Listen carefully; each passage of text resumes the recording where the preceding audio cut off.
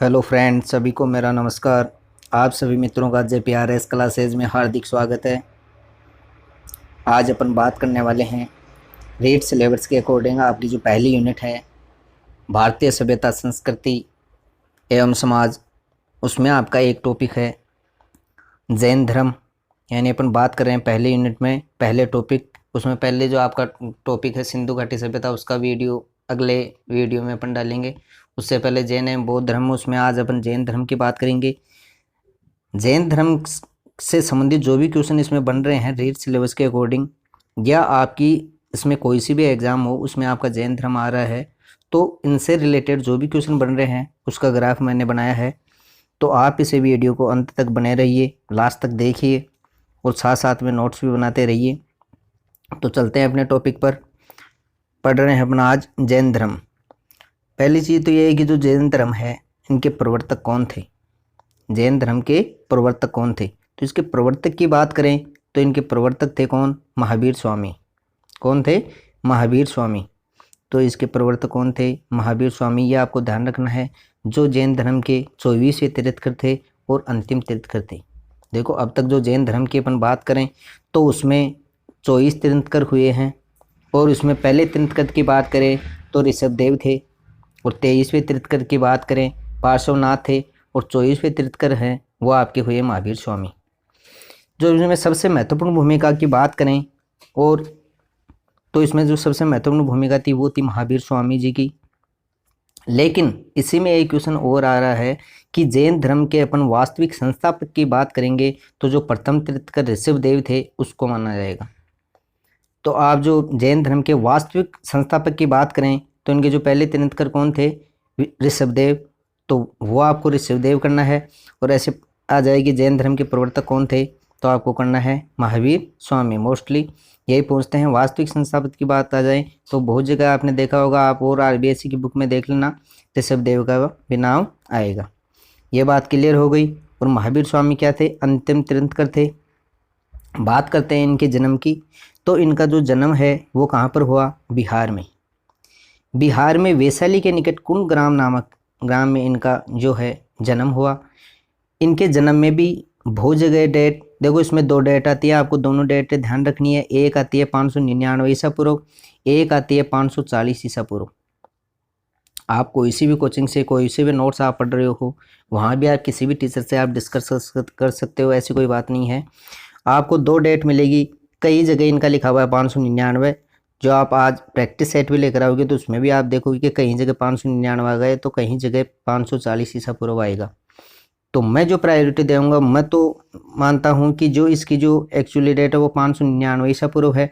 लेकिन इन दोनों में ऐसे नहीं कि दोनों डेट आ गई। आपके जो ऑब्जेक्टिव क्वेश्चन आएंगे उसमें एक ही डेट आएगी, या तो 599 या फिर 540। तो आपको ये दोनों डेटे वैसे ध्यान रखना है। और इनके जन्म की बात करें तो कब हुआ? 599 ईसा पूर्व में हुआ। कहाँ जन्म? बिहार के वैशाली। एंड इनका जन्म कहाँ हुआ? बिहार। बिहार में कहाँ हुआ? वैशाली के निकट कुंड ग्राम नामक स्थान पर। कब हुआ? तो कब की बात करें तो इसमें लिख रखा है 599 ईसा पूर्व। कब हुआ? 599 ईसा पूर्व। तो आपको मैंने पहले भी बोल दिया, आपको इनके जन्म की बात करें तो 2 डेट याद रखनी है, 599 ईसा पूर्व और दूसरी है 540 ईसा पूर्व। इनमें डेट जो आपके वैसे आएंगे उसमें डेट एक ही पूछी जाएगी। मोस्टली 599 ईसा पूर्व ही आता है इसमें। तो 599 ईसा पूर्व से जो इनका लास्ट था, इनकी मृत्यु कब हुई? पावापुरी में। तो वो सब इसमें बात करेंगे। तो इनका जन्म हुआ 599 ईसा पूर्व में बिहार के वैशाली के निकट कुंडग्राम नामक स्थान पर। फिर इनकी बात करें कि इनकी बाल्यावस्था का नाम क्या था, तो इनकी बाल्यावस्था का नाम था वर्धमान। क्या नाम था इनका? वर्धमान। और जो अभी मैंने आपके सामने बात की थी कि इनके प्रथम जैन धर्म के प्रथम तीर्थंकर माने गए हैं कौन? ऋषभदेव। इसी के साथ में इसका दूसरी बात करें, बाल्यावस्था का नाम वर्धमान था और इनके जो पिता का नाम था वो था सिद्धार्थ। पिता का नाम सिद्धार्थ और इनकी पत्नी कौन थी? यशोदा। और इनकी माता की बात करें तो चेटक गणराज्य की राजकुमारी थी। कौन? चेटक की बहन त्रिशला। तो आपको ये ध्यान रखना है। इनका संबंध बिंबिसार से भी था। तो आप समझ सकते हो कि इनके पिता का क्या नाम था? सिद्धार्थ। और इनकी पत्नी का नाम यशोदा, माता का नाम त्रिशला और बाल्यावस्था का नाम वर्धमान। तो आपको तीनों ये चीज़ ध्यान में रखनी है। फिर बात करते हैं 23वें तीर्थंकर की। तो इनके 23वें जो तीर्थंकर हुए हैं वो थे पार्श्वनाथ। कौन? पार्श्वनाथ। देखो एग्जाम में मोस्टली या तो इनके प्रथम तीर्थंकर या 23वें या फिर 24वें तीर्थंकर की ज़्यादातर मोस्टली हर एग्जाम में ये क्वेश्चन पुटअप किए गए हैं। यही क्वेश्चन मोस्टली पूछते हैं, इसलिए इनका ही वर्णन किया गया है। वैसे आपको नॉर्मल वे में आपको जो 24 जैन तीर्थंकर हुए हैं उनके नाम याद रखने हैं। कई बार क्वेश्चन ऐसे भी बन जाता है कि इनमें से कौन सा जैन धर्म से संबंधित नहीं है, तो आपको ध्यान में सब रखना है। लेकिन मेन जो है प्रथम तीर्थंकर और 24वें तीर्थंकर और 23वें तीर्थंकर का तो रखना ही रखना है। फिर बात आती है आगे कि इन्होंने अपने जीवन में क्या किया, कि अपने जीवन यापन के दौरान इन्होंने 30 वर्ष की उम्र में गृह त्याग कर दिया। क्या? 30 वर्ष की उम्र में इन्होंने गृह त्याग कर दिया और तपस्या पर बैठ गए। इन्होंने जो गृह त्याग कब किया, तो आपको ध्यान रखना है 30 वर्ष की उम्र में। 30 वर्ष की उम्र में इन्हें गृह त्याग कर दिया और अपने इंद्रियों पर विजय प्राप्त कर ली। इन्होंने 12 वर्ष तक कठोर तपस्या की। कितने वर्ष तक? 12 वर्ष तक कठोर तपस्या की और अपने इंद्रियों पर विजय प्राप्त कर ली। और इसमें एक क्वेश्चन ये बन रहा है कि इंद्रियों पर विजय प्राप्त कर ली, तो इंद्रियों पर विजय प्राप्त करने वाले क्या कहलाए, तो वो आपको ध्यान रखना है जिन।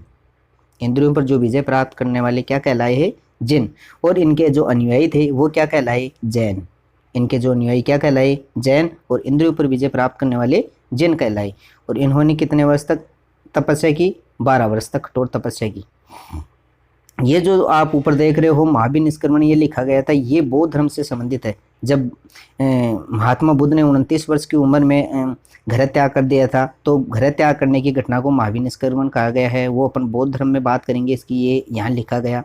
तो इसको मैं साथ साथ आपको बता रहा हूँ। आगे अपना अगले टॉपिक में जैसे बौद्ध धर्म की बात करेंगे उसमें इसके बारे में बात करेंगे कि महावीर निष्क्रमण यानी गृह त्याग करने की घटना को महावीर निष्क्रमण कहा गया है।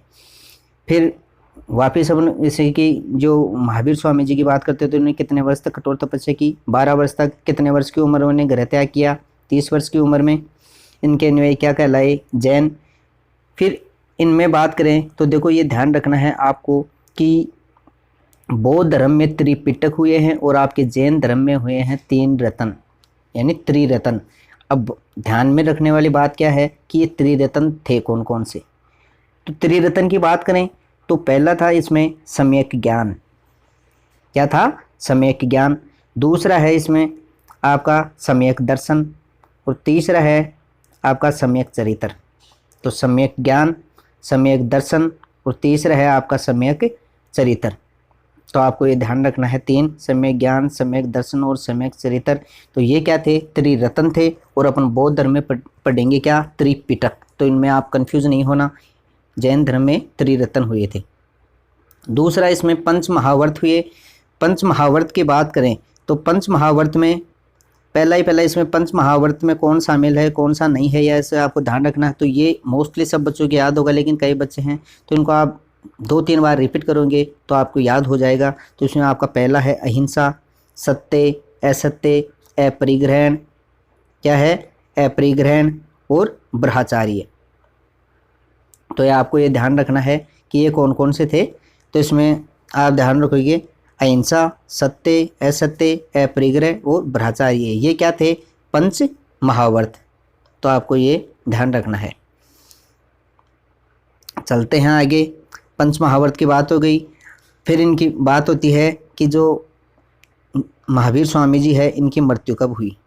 देखो इनका जन्म कब हुआ? 599 ईसा पूर्व में। लेकिन आपको डेट 2 याद रखनी है, 590 और 540 ईसा पूर्व दोनों याद रखनी है। 599 ईसा पूर्व में इनका जन्म हुआ और इनका 72 वर्ष की उम्र में इनका निधन हो गया। कितनी उम्र में? 72 वर्ष की उम्र में इनका निधन हो गया, यानी ये परलोक सिधार गए। तो 72 वर्ष की उम्र में इनका जब निधन हुआ तो 527 ईसा पूर्व में, कब? 527 ईसा पूर्व में पावापुरी में। पावापुरी कहाँ है? बिहार। तो ये आपको ये डेट भी ध्यान रखनी है, 527 ईसा पूर्व में। आपके क्वेश्चन आ जाए कि महावीर स्वामी जी की मृत्यु कितने वर्ष की उम्र में हुई, तो आपको ध्यान रखना है 72 वर्ष की उम्र में। दूसरी बात, कितने ईसा पूर्व में? 527 ईसा पूर्व में। कहाँ पर? पावापुरी में। पावापुरी कहाँ है? बिहार में। तो आपको ये सब चीज़ें ध्यान रखनी हैं, ठीक है। जैसे बौद्ध धर्म की बात करें तो महात्मा बुद्ध जी की जो मृत्यु हुई थी वो कुशीनगर में हुई थी और इनकी कहाँ हुई थी, पावपुरी बिहार में। तो यह आपको ध्यान रखना है। यह आज का आपका छोटा सा वीडियो जैन धर्म से संबंधित था। अगले टॉपिक में अपन बात करेंगे बौद्ध धर्म से संबंधित, और बौद्ध धर्म के बाद में इनसे जैन धर्म और बौद्ध धर्म दोनों से रिलेटेड जितने भी अपन क्वेश्चन बन रहे हैं उनके बारे में अपन बात करेंगे। जितने भी अपन इसमें क्वेश्चन बन रहे हैं उनके बारे में बात करेंगे। तो आप लास्ट तक वीडियो में बने रहे, इसके लिए आपका बहुत बहुत धन्यवाद। ऐसे ही आप हमारे से जुड़े रहिए और क्लास का निरंतर फ़ायदा उठाइए। और अपने साथियों से भी आपको वीडियो पसंद आया है तो ज़्यादा से ज़्यादा इसे शेयर कीजिए, लाइक कीजिए। कोई इसमें आपको त्रुटि दिख रही है या आपको कोई भी चीज़ के बारे में पूछना है या फिर किसी प्रकार की कोई आपके कोई मन में कोई विचार है तो आप उसमें कमेंट बॉक्स में लिख सकते हैं। कमेंट करके मुझे बताइए, मैं आपके सुधार करूँगा और ज़्यादा से ज़्यादा जो अच्छे से अच्छे जो आपके कंटेंट हैं वो आपको उपलब्ध कराने की कोशिश करूँगा। तो इसी के साथ मैं आपसे दोबारा आग्रह करूँगा कि ज़्यादा से ज़्यादा लाइक कीजिए, शेयर कीजिए, अपने दोस्तों के साथ में शेयर कीजिए ताकि वो भी आपके साथ साथ वो भी बराबर फ़ायदा ले सके। इसी के साथ आज का टॉपिक ख़त्म होता है। जय हिंद, जय भारत,